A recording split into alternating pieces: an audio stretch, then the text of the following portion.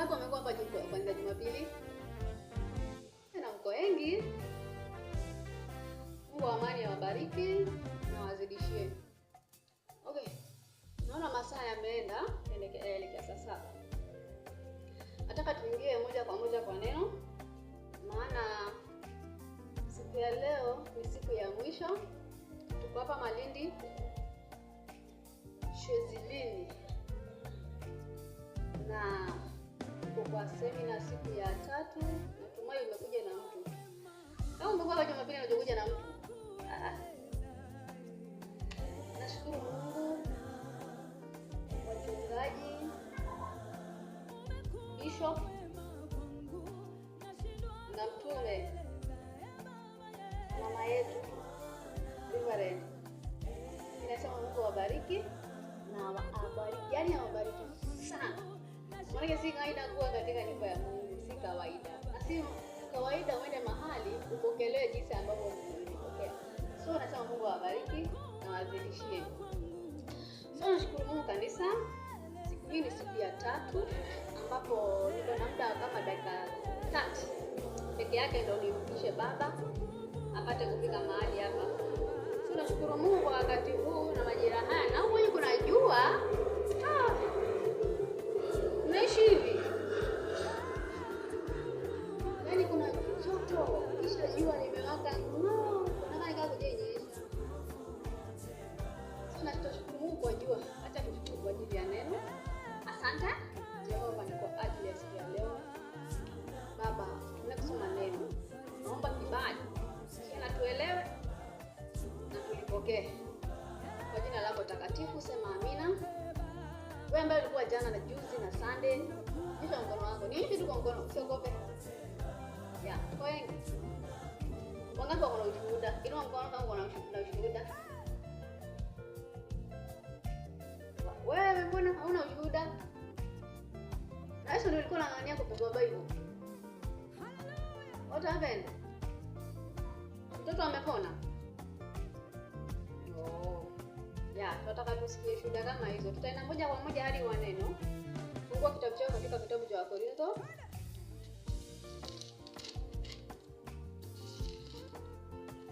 Wakorintho wa kwanza.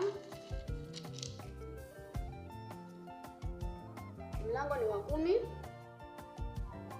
Kuanzia mstari wa 14. Na kisha mkae mkijua kwamba ni kuendeleza tunaendeleza. I'm just a blessing to you. They have been a blessing to me. Thank you, Mom. You have been a blessing to my life. Na mimi naomba niwe baraka kwako. Sema amen. Sema niwe baraka kwako. Yeah, I'm sweaty. Asante. Umeletea mpya. Asante nashukuru. Sasa kile kitu ningependa tuangalie ni kuendeleza ile ibada ya jana, ile neno la jana. Tulikuwa tunaongelea mwili wako ama maisha yako ya kiroho, jinsi unavyostahili kuyalinda kwa sababu Mungu anahitaji moyo wako. Do not be a judge. We have only one righteous judge. Kuna jaji mmoja tu ambaye ni Mungu, Mwenyezi Mungu peke yake. Na hilo tunalijua. So, do not try to be a judge over your neighbor. Chakana unafaa uje kujua neighbor wako, kumpenda na umuonyeshe ule unakuonyesha njia ile ya haki ile ya kweli, maana sikudanganya. Nyinyi wote mlioketi hapa, si ati umekuja kutoa ndio upelekea mwingine. Maana hii huduma ni sisi, mimi na wewe tupeleke injili kwa wengine. So, hujakuja hapa kwa sababu ya just ati umekuja kusikiza na kupokea na kubeba. Hapana. Hujakuja hivi. Umekuja. Ni nani anayejua tumekuja hapa kufanya nini? Yes. Jana tulisema aje? Ati? Hapana, hajakosea kwa njia. Alafu tumeitwa kutumikia Mungu. Yaani kufanya kazi ya Mungu kwa haki na kweli. Yule kuna mtu ukitoka hapa, kuna mtu ambaye wewe ni mchungaji. Wewe si ni mchungaji. Wewe ni mchungaji pia. Yaani sote tuko hapa ni watumishi. So sijakuja hapa nikunufaishe ama tujinufaishe uende nyumbani ukalale. Hapana.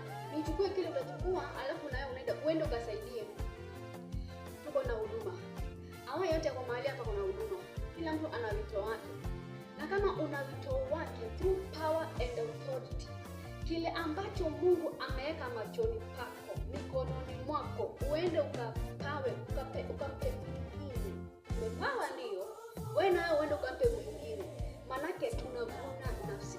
Okay, bado tukijua kwamba tunavuna nafsi, lakini kuna ile roho huwa ambayo inakuja inakuconfuse ama inakukoroga. Na kumbuka katika kitabu cha Waebrania kuna maana inasema kwamba if you have been given a ministry, you have been given a foundation of Jesus Christ, and then you put that foundation on top of it.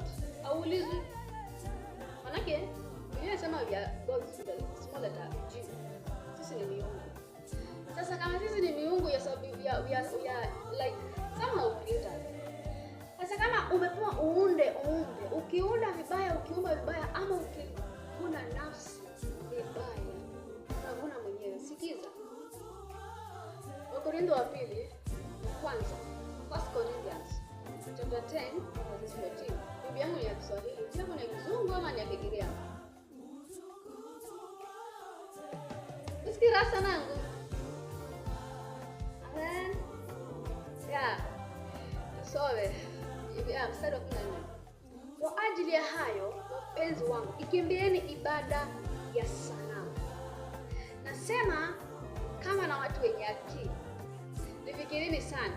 Kumbuka, tunaambiwa kaa mbali na ibada za sanamu. Kwa sababu gani? Wewe tayari ni mteule wa Bwana, umeteuliwa na Mungu ufanye kazi yake. So you have been given something that you are supposed to kulinda. Uilinde vizuri kufanya kazi yake. Haya, ngoja kusomea kitabu cha Waebrania vile kinasema. Waebrania kusoma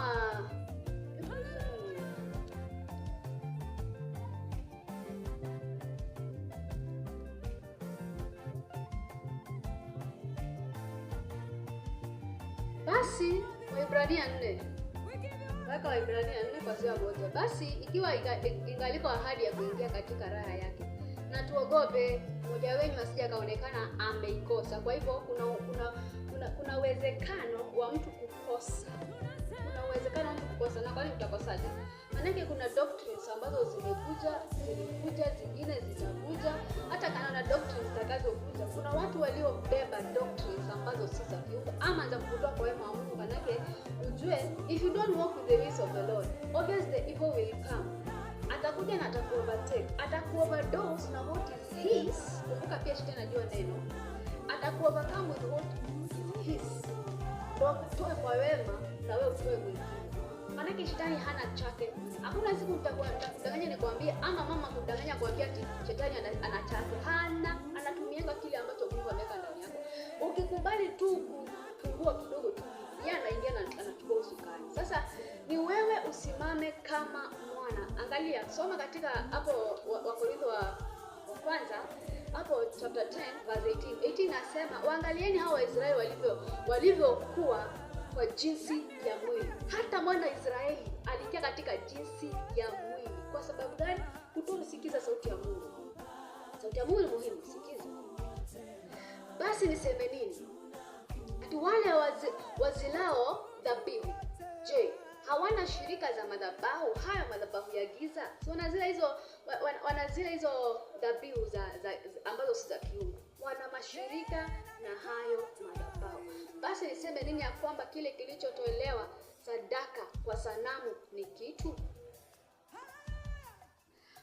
Au ya kwamba sanamu ni kitu? Sivyo, lakini vitu vile watoavyo sadaka wavitoa kwa mashetani. Hiyo ni Biblia inasema. That is Wakorintho wa kwanza chapter 10 verse 18. Hata wana wa Israeli walitoka kwa wema wa Mungu. Na walipotoka kwa wema wa Mungu, shetani ndio alichukua usukani. Kumbuka naye Mungu hapendi kuona kutoka kipotee. Atatumia the people who are negative about the word of God, about the servants of God, and then atakurudi katika njia za Mungu. Haleluya. Bwana Yesu asifiwe. Ulindwe. Ndani yako ulindwe. Ndani ya anga yako ulindwe. Ndani ya akili zako ulindwe. Na ujue kuweka haki yako katika ulinzi. Maana falme zaja, falme ziko. Na falme zitaendelea kuongezeka. Zitaendelea tu hata kuenea ndani ya anga za watu. Na tunaamini kwamba ni Mungu anaongea. Si huku juu tuko na hiyo si unajua tuko na hizo maroho ambazo zinadanganya watu. Okay, tuongee ule ukweli. That is very true.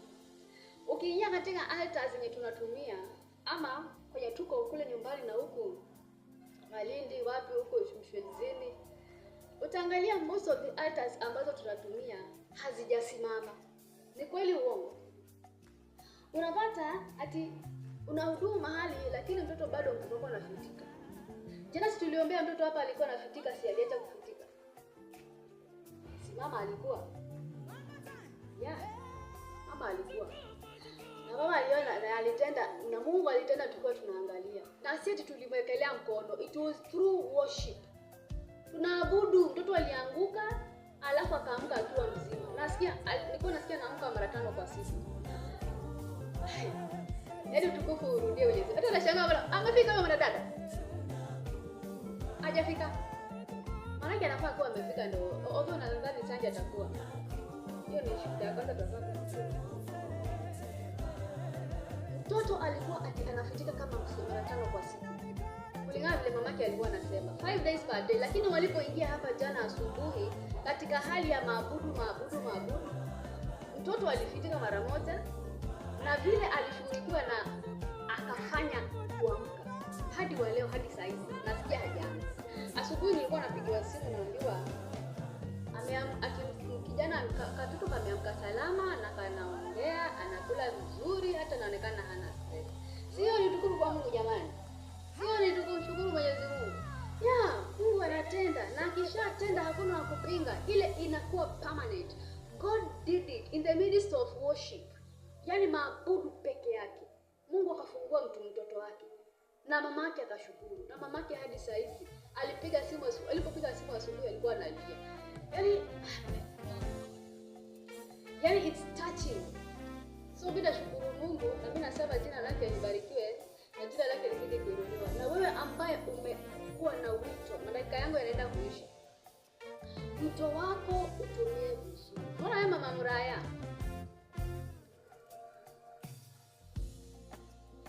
Huyu ni dadako. Wewe huduma yako iko juu. Siwezi kukuambia saa hizi lakini nitakuita kando nitakwambia. After ibada unione. Huduma yako iko sawa na wale watu unasaidia wanakukula. Kwa sababu gani? Ujisikii in the spirit. Wewe kazi yako ni unaenda kazini, halafu kazi ya Mungu unaifanya kadogo. So ukihudumia mtu hizo maroho zinakugonga, and then dumping of spirits. Don't dump spirits pale zinasikia tu ina shida keti. Au dump maroho kwenye yanafaa. Ukiombea mtu, si huduma yako ni ya kinabii. Umeombea mtu, wewe unasema amen, kisha unaenda unarudi kwa kazi yako. Hata kuniambia utatandikwa. Zitakuja zitakuvamia kuja kujua ule aliyetoa ni nani. Sasa mtu watu wamefunguka. Lakini tazama, kazi yako imeisha. Mungu wako ndo. Watoto wako ndo hao. Hata shule yanasoma si unajua inakaaje. Mambo yenye anafanya si unajua kuna mtoto wako mmoja hivi anafanya. Ukikosa kupigana na altar and then you dump those spirits kule zinafaa uzifungie, hiyo itakuja kuwafundisha siku nyingine how to deal with demons, alafu na kuzifungia ndio zisikuje zikakuattack tena. Wanasema siku nyingi maji endelea na ibada. Sasa njoo hapa mama, njoo. Mama tu hapa.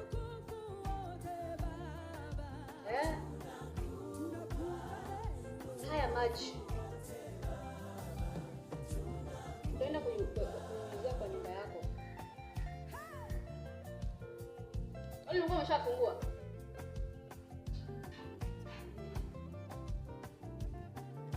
Nenda kunyunyizia kwa nyumba yako.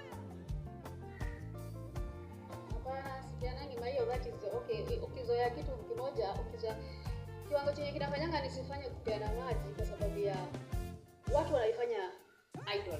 They worship that water. Unafaa ujue Mungu na moyo wako, umuite na moyo wako. Lakini ati umechukua maji, umeenda umeweka kwa nyumba, halafu kila siku unamwaga kidogo kidogo, unaifanya idol. That is idol worship. Serious. Sasa hii maji nataka uende umwage leo. Ukifika kwa nyumba, nataka uende huyo mtoto wako mwenye anatoka hapa. Na sijui kwa nini utakuja na yeye na wamefunga shule. Umpe haya maji na hiyo ingine umwage kwa nyumba yako yote once. Maana siwezi fika kwa nyumba yako. Wako ni mbali. Ya na leo ndio natoka.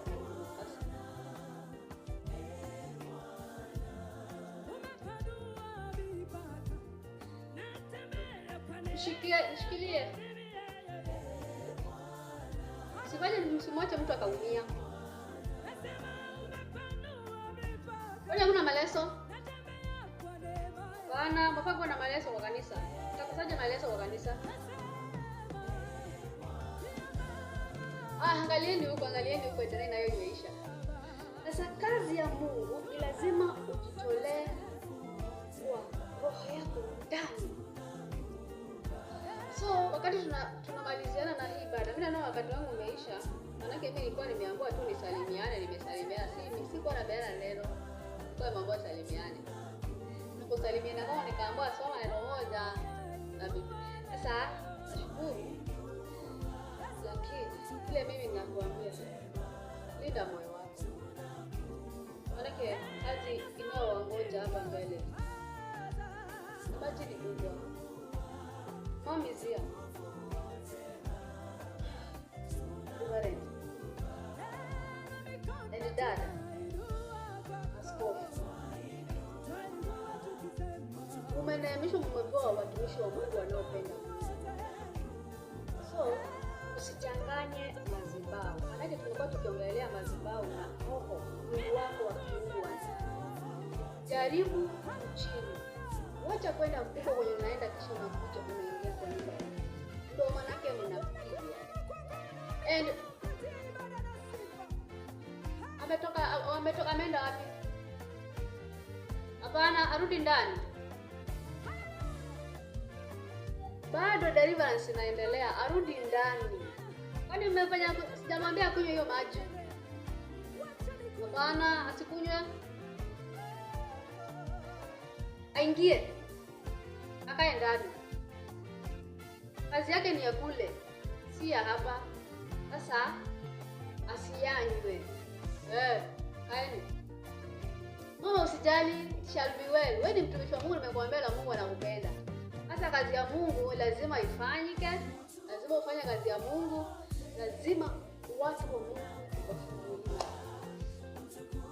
Tunaomba leo siku haina muda mrefu, maana watu wanafaa waende wakafunguka. Tunywe maji kidogo. Sasa kile ningependa tufanye. Some.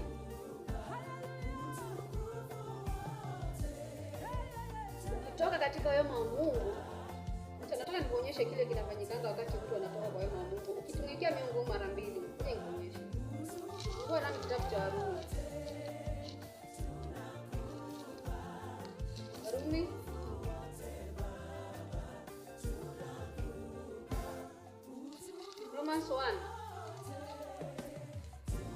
Romans 1 chapter 24 inasema, kwa ajili ya hayo Mungu aliwaacha katika tamaa za mioyo yao waufuate uchafu, hata wakavunjana heshima miili yao. Wakati unaachana na wema wa Mungu, wakati unaachana na wema wa kiungu na nguvu za Mungu ambazo ameweka ndani yako, alafu unaachilia, unaanza kufanya yako, what happens in your life, uona mambo yako inaanza kuyumba. Maana sasa ukionyesha Mungu kwamba you're not interested in him, yeye atatoka, atakuacha, atakuachilia. Akishakuachilia, it is you now to deal with their problems. Unajua Mungu haondoi kile ameweka ndani yako. Lakini if you don't want to listen to the voice of God, Yeah. Kama hautasikiza sauti ya mbingu, hautaenda sana. You'll be confused. Utakuwa confused manake hizo ndio. Sitaki kuingia deep sana manake bado. Okay, it's something you have to learn. Tutapanga semina nyingine ambayo itaanza kama tutafanya next week. Tutafanya kama next week that one. Iende Friday, Saturday and Sunday. Ni kwa ajili hata tukiweza tuanze Monday pia ni sawa. Ni sawa pia ina shida. Tuweza leo Sunday tuanze tena nyingine. Hapana, yezi kwa hivyo lazima kwanza watu watulie. Sasa kwa simami. Watu wa Mungu tutaangalia semina nyingine ambayo tutaweza kusimama na kuhusu nguvu za Mungu na kile Mungu anataka tufanye. Vile anataka tufanye. So nashukuru Mungu kwa siku ya leo mama. Baba na nyote mliokuja. Mungu alienda lini?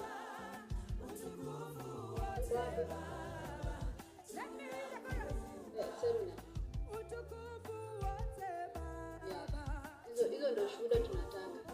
Hata kama huyo Mungu awabariki. Hakuna mtu anaweza warudisha nyuma kama amekuja. Last time nikitoka huko nilisikia ulikuwa unacheta mume wako ametoka. Jina la Bwana libarikiwe kama alirudi. Si wewe ni Mungu jamani. Ni Mungu. So tunashukuru Mungu anasema jina lake libarikiwe na liinuliwe manake pasipo roho ya kiungu. Niliwaambia mna baraka. Pasipo roho ya kiungu hakuna mahali tunaenda. Pasipo roho ya Mungu hakuna mahali tunaenda. So mimi kile ningesema ni wazidi kwa kujua. Jua ni kali. Nataka kutanyesha. And I'm supposed to go back to Mombasa. Nirudi leo. So ningesema ni asante.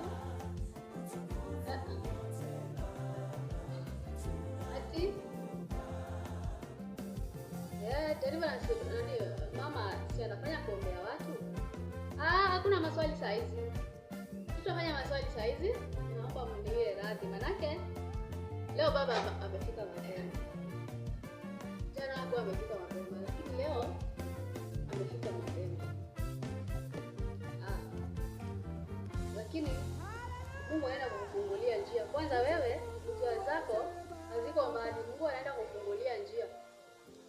Kuna kitu kinaenda kufanyika kwa maisha yako. Ile ombi ulikuwa unaomba. Kuna prayer item umekuwa nayo for like a month now. Kuna mambo umekuwa nayo? Yes. Na Mungu atakujibia, atajibu hayo maombi yako. Na ndaenda kutendea. Mark the date today. Leo tarehe 9. Mark the date for today. Haitaenda 7 days.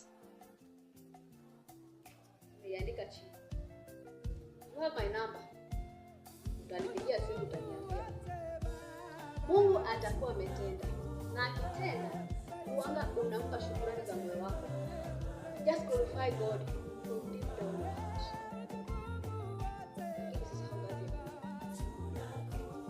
Bwana jinsi ameamua na jinsi amesema kwa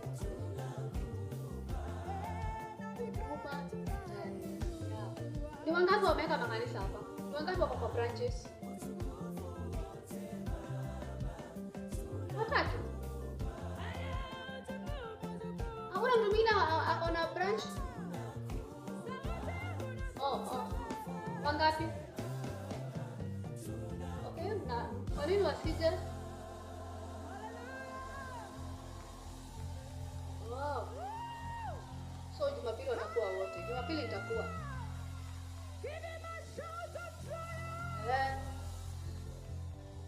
Wale mulio na branches za ministry hii yenu. Uko chini ya mchungaji, nyenyekea chini ya mchungaji na ujiwekee mbele za Mwenyezi Mungu. Kaeni ketini, usimame na kazi ya Mungu na muangalie kuvuna nafsi. Usiangalie kuitisha vitu kwa vingine. Nasikia kama hizi kesi mlikuwa nazo hapa, mnaitisha watu ati hadi mtu ambaye ndo atoe pesa. Hapana, hiyo kitu inafaa iishe kwa ministry, because the last time we spoke about this thing ilikuwa too much, kakuti kapungua. But for now tunafaa ifike kiwango iishe yote. Maana ukiona hakuna kuvuna nafsi, hiyo kuna kasoro. So tujitolee kufanya kazi ya Mungu kwa dhati na tusimame katika kazi ya Mungu. Kazi bila watenda kazi haiendi. Na mjue kazi ya Mungu ni nyingi, lakini wafanyakazi ni wachache sana. Kwa maana na waomba tusimamie kazi ya Mungu. Asante. Tufanye kazi ya Mungu kwa kusimama. Mama karibu, nashukuru. Asante.